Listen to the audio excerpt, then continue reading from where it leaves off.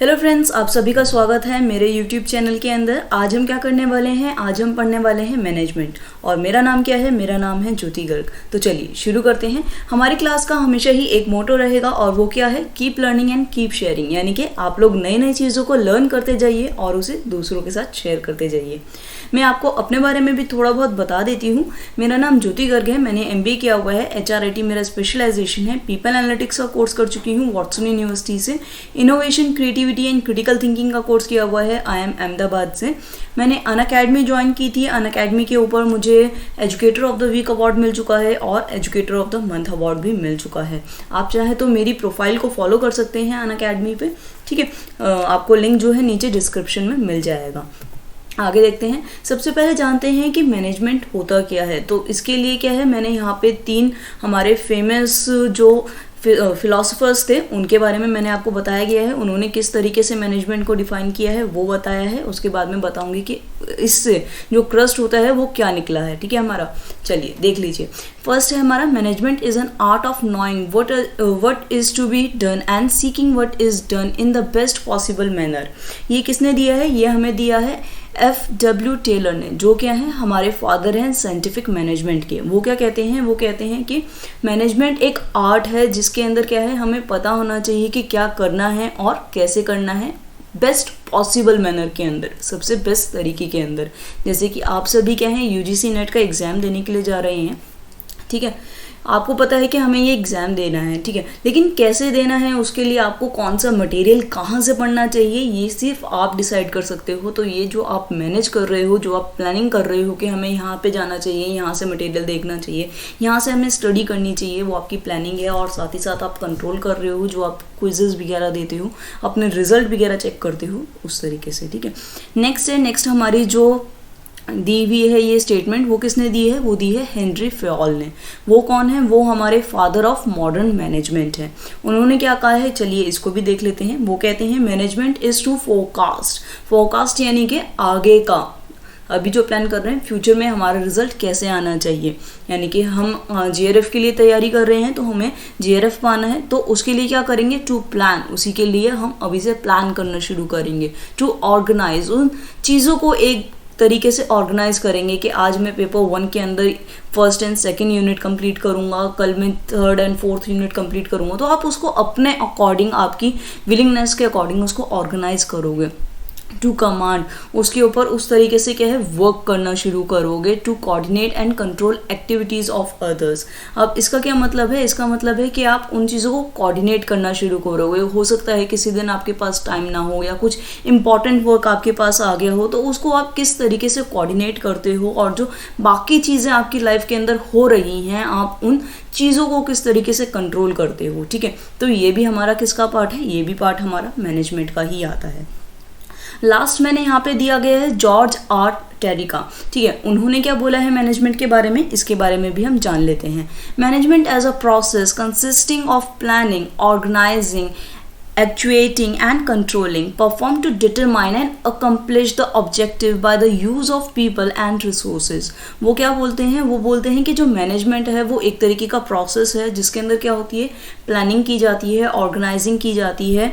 Organise करने के बाद हम उसके ऊपर वर्क करते हैं, फिर जो वर्क करते हैं उसको कंट्रोल करते हैं, देखते हैं हमने कितना अचीव कर लिया है, कितना नहीं किया है। जो अचीव नहीं किया है उसको क्या करते हैं, उसको हम सोचते हैं और दोबारा से उसको यूज़ करते हैं। और ये सारा काम हम किस तरीके से करते हैं? दूसरों की मदद से, दूसरों पीपल की मदद से, या फिर resources. People in the sense कि जैसे आप एक कॉन्सेप्ट जो है खुद से नहीं समझ पा रहे हैं, तो आप क्या है यहाँ पे यूट्यूब के ऊपर आके किसी ना किसी यूट्यूबर की वीडियोस को देख रहे हैं, ठीक है। तो आप क्या कर रहे हैं? किसी पर्सन की हेल्प ले रहे हैं। रिसोर्सेज इन द सेंस कि आप किसी बुक की हेल्प ले रहे हैं, या फिर आपके पास कोई PDF है आप उसकी हेल्प ले रहे हैं, ठीक है।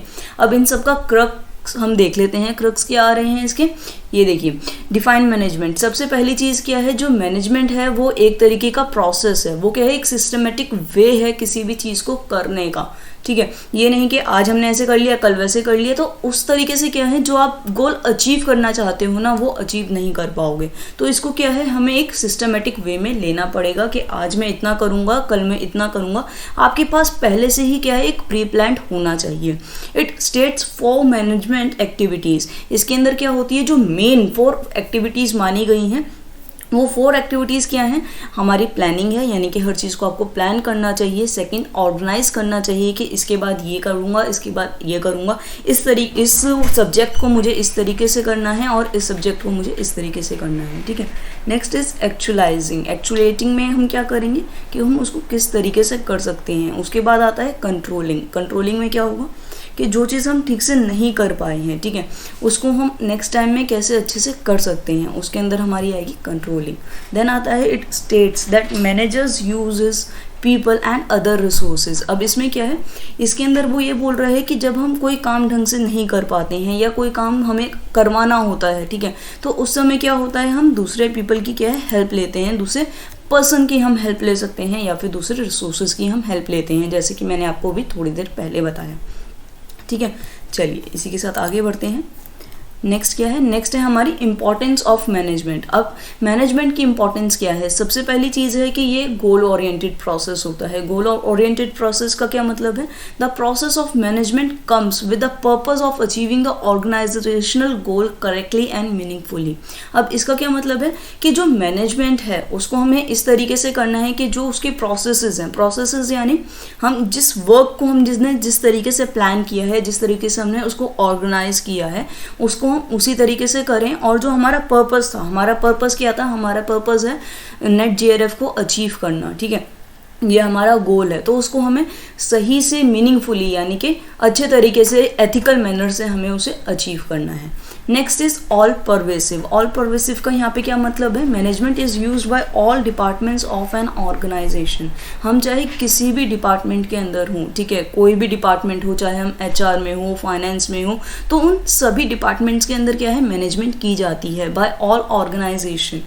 चाहे वो कोई भी ऑर्गेनाइजेशन हो, चाहे आपकी रिटेल ऑर्गेनाइजेशन हो, इंडस्ट्री रिलेटेड हो, कॉर्पोरेट एरिया हो, ठीक है, कितना बड़ा साइज़ हो, कितना छोटा साइज़ हो, किसी भी नेचर की हो, किसी भी लोकेशन में हो, ठीक है, हर जगह पे क्या है, मैनेजमेंट का यूज़ होता है। नेक्स्ट है हमारा management is associated with group efforts. जो हमारी मैनेजमेंट है वो एक ग्रुप एफर्ट्स में काम करती है। अब ग्रुप एफर्ट्स का क्या मतलब है कि एक पर्सन तो पूरा मैनेज नहीं कर सकता है, तो उसको किसी ना किसी दूसरे पर्सन की मदद की ज़रूरत पड़ती ही पड़ती है। The business comes into existence with certain objectives. कोई भी बिजनेस हमारा वर्क में कब आता है, एग्जिस्टेंस में कब आता है, जब उसके अंदर कुछ ऑब्जेक्टिव्स हम लोग यूज़ करते हैं, ठीक है, जिसे ग्रुप को अचीव करना होता है।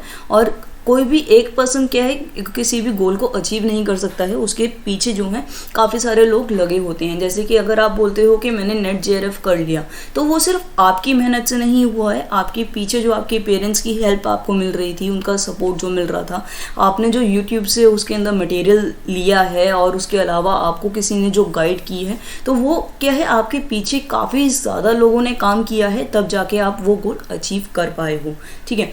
नेक्स्ट क्या है, मैनेजमेंट इज़ इंटेंजिबल। जो मैनेजमेंट है वो कभी दिखती नहीं है, ठीक है।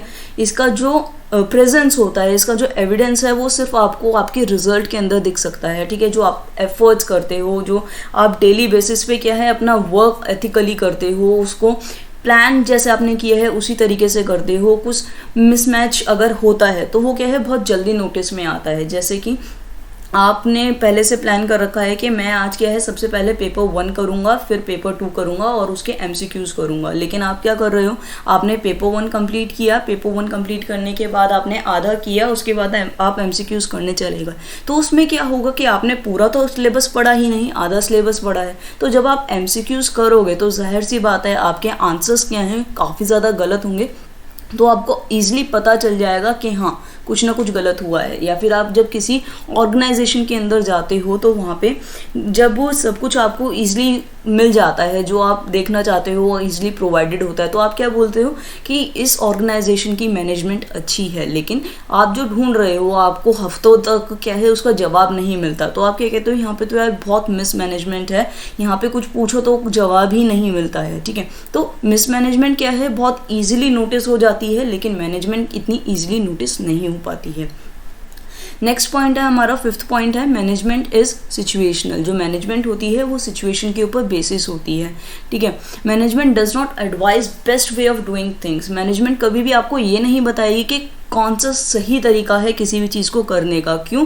क्योंकि जो सिचुएशन होती है हर पर्सन की सेम नहीं होती है। काफ़ी सारे स्टूडेंट्स होते हैं जो कि इनकम की वजह से, जो उनकी फाइनेंशियल हेल्थ है उनकी वजह से नहीं पढ़ पाते हैं, या उसकी वजह से क्या है अच्छे मार्क्स नहीं अचीव कर पाते हैं, ठीक है। और हो सकता है कि आपके पास सब कुछ है लेकिन आप क्या है डिस्ट्रैक्ट बहुत जल्दी हो जाते हो।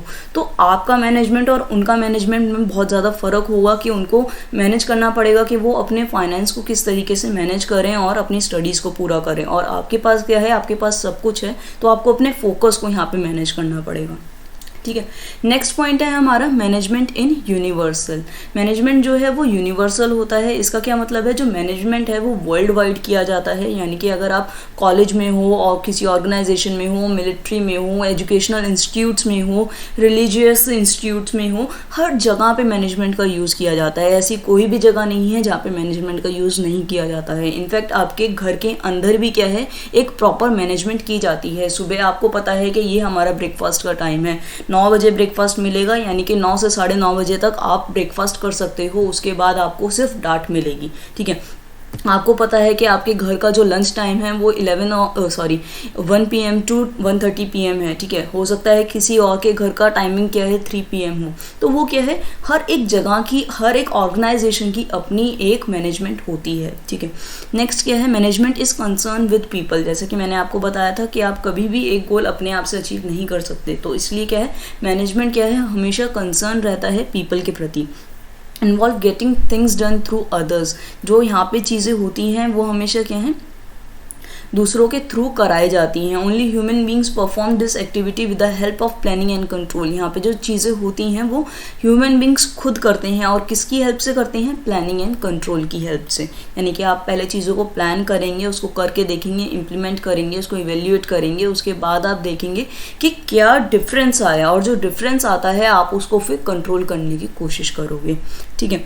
जैसे कि आपने एग्ज़ाम दिया, एग्ज़ाम देने के बाद रिजल्ट आया, रिजल्ट आने के बाद आप देखोगे कि आपका जो एग्ज़ाम था वो कितने मार्क्स से रहा, 0.5 से रहा या फिर 1 पॉइंट से रहा। तो आप उसको नेक्स्ट टाइम क्या है और हार्डवर्क करके उसको मिनिमाइज़ करने की कोशिश करोगे। नेक्स्ट क्या है, नेक्स्ट है हमारा management is a combination of art, science and profession. अब हम ऐसा क्यों बोल रहे हैं, क्योंकि देखिए जो मैनेजमेंट होता है वो आर्ट और साइंस तो होता ही है। ये तो आपने खैर 11th और 12th क्लास के अंदर भी पढ़ा होगा।